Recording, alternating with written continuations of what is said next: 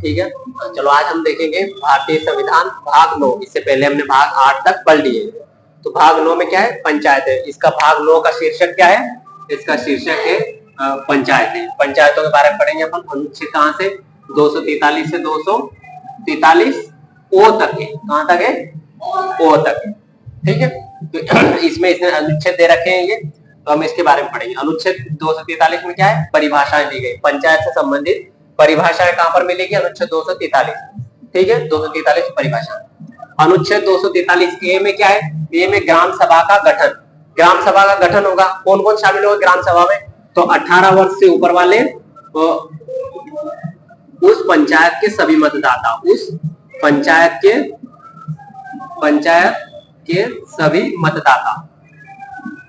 मतदाता जिनके पास अपना वोट है, वो सभी लोग कहां पर शामिल होंगे?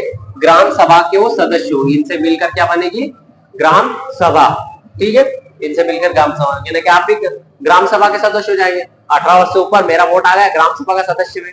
अब मैं भी वहां जाके अपनी बात कहूंगा उनको, क्योंकि मेरे घर तरफ नाली नहीं बनी है, ये मेरे घर तरफ कचरा ज्यादा पड़ा हुआ है, तो ये ग्राम पंचायत के जो लोग हैं उनको सूचित करूंगा वहां जाके। तो ग्राम सभा का सदस्य 18 वर्ष से ऊपर वाला व्यक्ति, और वो उस गांव की पंचायत में उस मतदाता सूची में दर्ज होना चाहिए।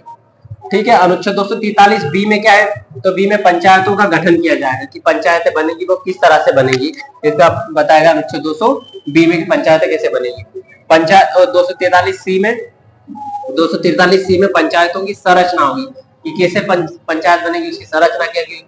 तो उसमें होगा सरपंच होगा, सचिव होगा, सहायक सचिव होगा, ऐसे उनकी जनसंख्या कैसे निर्धारित की जाएगी, इस आधार पर ये बनेगा। पंचायत कौन सी? जैसे ग्राम पंचायत सामान्यतः 1000 वोटरों पर बनी जाती है। 1000 मतदाता जिस गांव में होंगे वहां पे क्या बनाई जाती है?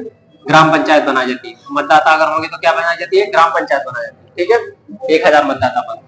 अनुच्छेद 243 डी में क्या आ गया? पंचायतों में स्थानों का आरक्षण। पंचायतों में क्या होगा? स्थानों का आरक्षण होगा। जो SC ST है, OBC है या महिलाएं, उनको आरक्षण दिया जाएगा। जिससे अभी वर्तमान में महिलाओं का कितना प्रतिशत आरक्षण है? 50% पंचायतों में आरक्षण है।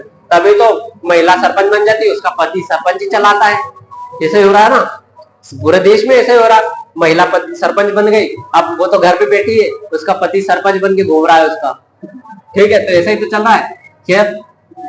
ठीक है, 50% पद जो है महिलाओं के। जैसे मान लीजिए 100 पद आए हैं पंचायत में, 100 टोटल मिला के 100 पद है, तो उसमें से 50 कितने होंगे? किसके होंगे? महिलाओं के होंगे। ठीक, और 50 पुरुषों के होंगे। 50-50 50-50 कर दिया है।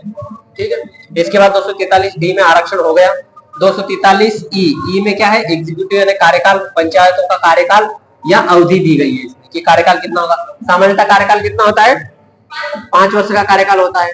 और अब 5 वर्ष के कार्यकाल से पहले भी सरपंच को हटाया जा सकता है। 2 वर्ष के कार्यकाल के बाद जो ग्राम सभा के बहुमत से हटाया जा सकता है। ठीक है, तो ये कार्यकाल होगा।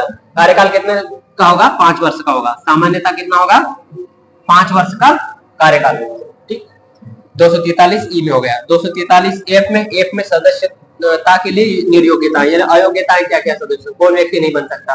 तो अभी हम क्या देख रहे हैं कि बिजली का बिल जिसने पे नहीं किया हो, उस गांव अगर मतदाता सूची, ग्राम पंचायत की मतदाता सूची में उसका नाम दर्ज नहीं है, तो वो भी ग्राम पंचायत का सदस्य नहीं बन सकता। ये भी है इसमें। ठीक है, तो 243 एफ में ये इनकी अयोग्यताएं बताई गई है। 243 जी में क्या है? पंचायतों की शक्तियां, प्राधिकार तथा उत्तरदायित्व, इनकी शक्तियां दी गई है। तो पंचायतों को कुल कितने विषय प्रदान किए गए काम करने के लिए? मैंने बताया था कितने विषय? 29 विषय। कितने विषय दिए गए इनको? 29 विषयों पर आप काम कर सकते हैं। इनकी शक्तियां दी गई। प्राधिकार और उत्तरदायित्व, उत्तरदायित्व भी जवाब देगी इनके पास। प्राधिकार भी है, जैसे कौन व्यक्ति गांव में रह रहा है, कौन बाहर रह रहा है, इसका प्रमाणित भी यही करते हैं। कौन किसका जन्म यहाँ हुआ, मृत्यु पंजीयन से संबंधित जानकारी, ये सब इन्हीं के पास है। प्राधिकार इनके पास, किसके पास? पंचायतों के पास। ठीक है, तो आई होप इतनी जानकारी आपको समझ में आएगी। इसके बाद हम देखेंगे 243 जी के बाद एच आएगा। ठीक, एच